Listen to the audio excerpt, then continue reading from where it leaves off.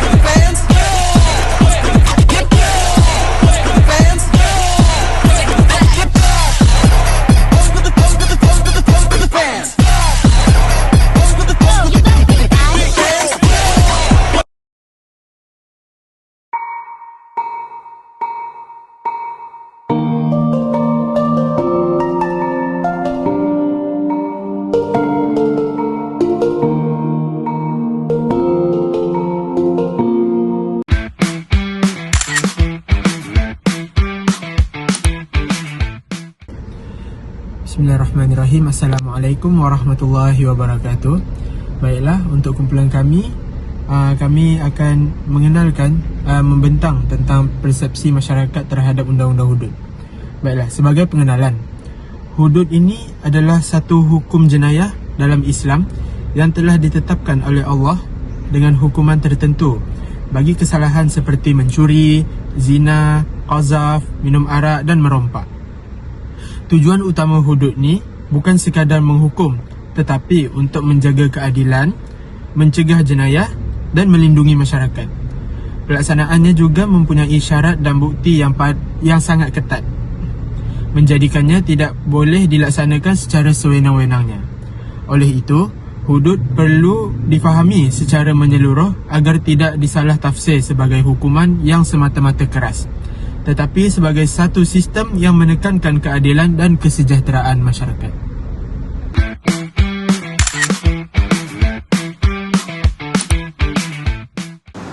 Bismillahirrahmanirrahim. Kita teruskan lagi dengan isu kajian.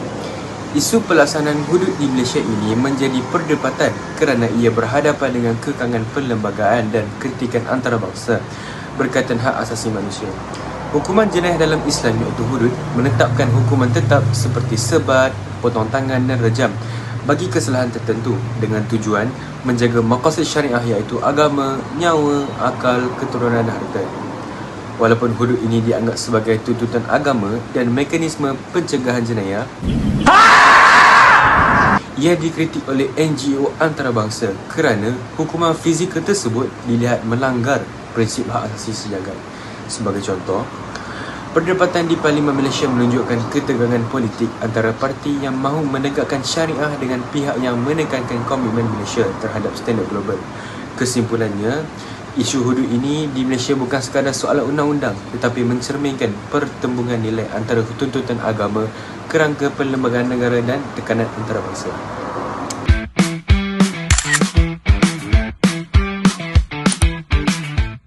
Bagi objektif yang pertama, iaitu mengenal pasti tahap kefahaman masyarakat terhadap konsep Undang-Undang Hudud dalam Islam. Tahap kefahaman masyarakat terhadap Undang-Undang Hudud merupakan aspek penting dalam menilai penerimaan mereka terhadap pelaksanaannya. Tahap kefahaman masyarakat Islam terhadap hudud di Malaysia menunjukkan bahawa masih terdapat jurang pengetahuan dalam kalangan masyarakat, di mana sebahagian daripada mereka memahami hudud sebagai hukuman keras tanpa menekankan hikmah dan keadilan di sebaliknya.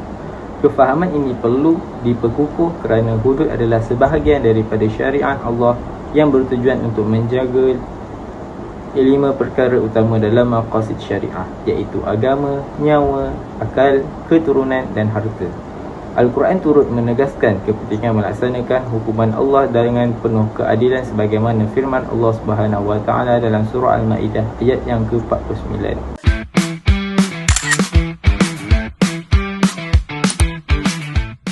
Objektif yang kedua, mengkaji faktor-faktor yang mempengaruhi penerimaan atau penolakan masyarakat terhadap hudud. Faktor kefahaman, pengaruh emosi dan pendedahan maklumat memainkan peranan utama dalam menentukan sama ada masyarakat menerima atau menolak perundangan Islam. Menurut kajian oleh Mahmud ETAL 2018 mengenai cabaran pelaksanaan undang-undang syariah di Malaysia, penolakan sebahagian masyarakat selalunya berpunca daripada perasaan belas kasihan atau simpati yang salah tempat terhadap pesalah, serta salah faham bahawa hukuman tersebut terlalu zalim. Sebaliknya, penerimaan yang kukuh hanya akan terbina apabila masyarakat menyedari bahawa ketegasan hukum Allah adalah untuk memelihara kemaslahatan awam.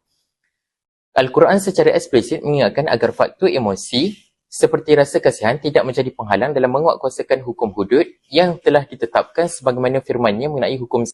A'udzubillahi minasyaitonirrajim. Az-zani waz-zani fajlidu kulla wahidin minhuma mi'atan jaldah wa la ta'khudhukum bihima ra'fatun fid dinillah. Maksudnya, perempuan yang berzina dan lelaki yang berzina hendaklah kamu sebat tiap-tiap seorang dari keduanya 100 kali sebat, dan janganlah kamu dipengaruhi oleh perasaan belas kasihan terhadap keduanya dalam menjalankan hukum agama Allah. Surah An-Nur, surah ke-24 ayat yang kedua. Ayat ini menjadi dalil bahawa penerimaan terhadap hudud menuntut ketetapan hati yang teguh dan kepatuhan mutlak kepada syariat Allah, di mana faktor emosi atau rasa belas kasihan yang salah tempat tidak boleh mengatasi undang-undang yang telah ditetapkan oleh.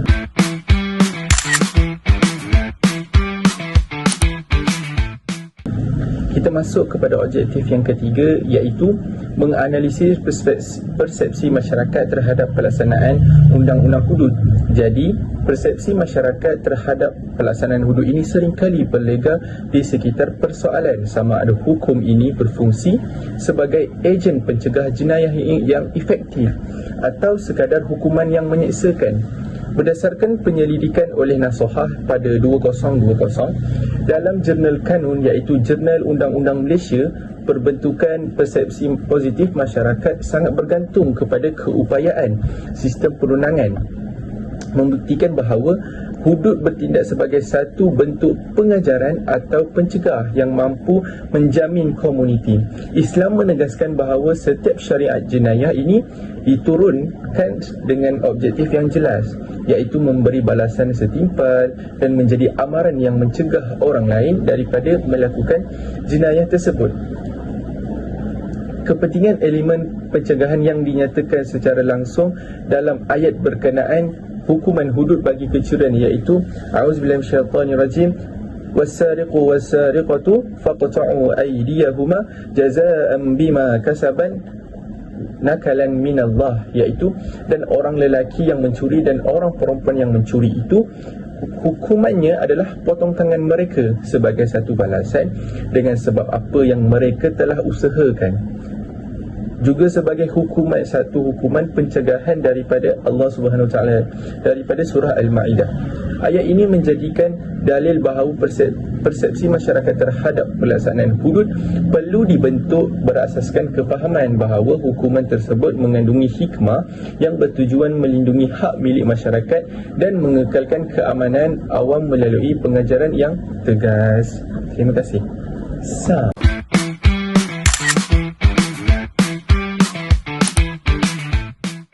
Kajian ini mendapati bahawa kebanyakan responden mempunyai pengetahuan asas tentang hudud, namun masih ada yang kurang memahami syarat dan cara pelaksanaan. Penerimaan atau penolakan terhadap hudud dipengaruhi oleh pendidikan agama, media dan persekitaran sosial. Selain itu, ramai responden berpendapat bahawa hudud dapat mengurangkan jenayah dan menegakkan keadilan, manakala sebahagian lagi beranggapan pelaksanaannya perlu dikaji dengan teliti. Secara keseluruhannya, tahap kefahaman dan sumber maklumat memainkan peranan penting dalam membentuk pandangan masyarakat terhadap hukum hudud itu sendiri. Sekian, terima kasih. Baiklah, sebagai kesimpulan, secara ringkasnya undang-undang hudud di Malaysia masih belum diterima secara menyeluruh. Walau bagaimanapun, umat Islam tetap menerima konsepnya sebagai tuntutan agama. Masyarakat pelbagai budaya secara praktikalnya masih ragu-ragu disebabkan faktor kerumitan pelaksanaan dan kurangnya kefahaman yang jelas. Kejayaan pelaksanaannya sangat bergantung kepada usaha pendidikan yang telus bagi membuktikan bahawa hudud adalah sistem yang adil untuk semua, bukannya satu ancaman. Baiklah, itu sahaja pembentangan daripada kumpulan kami. Sekian, terima kasih. Apakah pandangan tentang pelaksanaan undang-undang hudud dalam konteks masyarakat Malaysia hari ini? Okay. Secara umumnya kamu kena faham, okay? Malaysia ini adalah sebuah negara yang mempunyai, ini secara background lalu, mempunyai masyarakat berbilang kaum. Ada orang Islam sebagai majoriti, ada orang Melayu lah, Melayu Islam sebagai majoriti, kemudian ada kaum Cina, India dan sebagainya, dan juga agama-agama yang lain lah. Baiklah, kemudian backgroundnya lagi juga mungkin saya boleh sebutkan kita mempunyai dua sistem undang-undang, iaitu pertama undang-undang sivil, yang kedua undang-undang syariah. Jadi kita ada sedikit batasan dalam nak melaksanakan hukuman hudud itu sendirilah. Okay. Kita sebut dalam konteks masyarakat Malaysia. Sebab kalau kita tengok di negara-negara lain, mungkin negara yang kita sebut sebagai negara Islam sepenuhnya tu, jadi undang-undang dia tak ada dual sistem macam Malaysia. Malaysia undang-undang sivil satu hal, kemudian undang-undang Islam dia masih lagi dalam perlembagaan persekutuan, tetapi dia terhad kepada beberapa perkara kan, contohnya undang-undang keluarga Islam dan sebagainya kan, kes-kes cerai rujuk semua hati Islam dan sebagainya.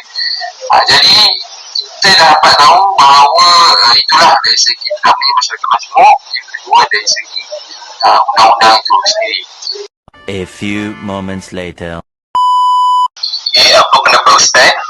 Adakah masyarakat kini sudah bersedia untuk menerima pelaksanaan hudud dan mengapa? Baik, yang kedua, bila kita tengok dari sudut masyarakat lah, okey, pertamanya kita kena nilai dululah kefahaman masyarakat.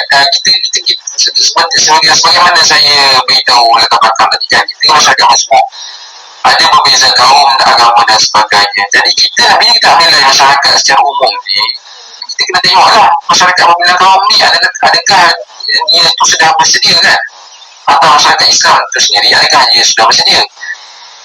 Jadi kalau saya lihat pada hari ini kita belum bersedia sepenuhnya lah.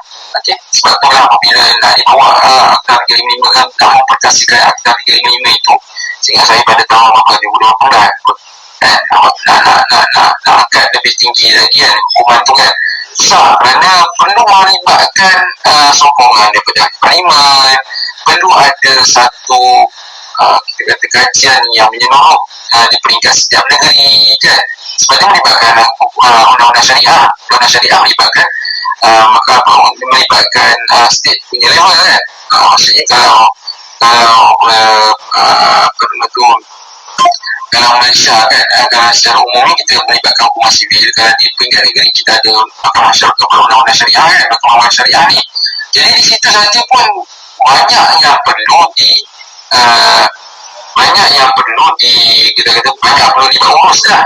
Perlu memahamkan macam mana nak uruskan macam mana nak tingkatkan memperkasihkan undang-undang hudud dan sebagainya. Apakah kesan pelaksanaan undang-undang hudud terhadap kehidupan dan keharmonian masyarakat menurut pandangan Ustaz sendiri? Itu pandangan saya. Dia tentang soalan ketiga ni, hudud ni sudah daripada Allah Subhanahu Wa Taala. Bila kita melaksanakan hudud ni, kita sebut sedang buat satu perintah Allah di muka bumi ni. Dia memang ada tugas kita sebagai hamba Allah Subhanahu Wa Taala kan. Kita tegakkan Islam di muka bumi ni, memang itu tanggungjawab kita.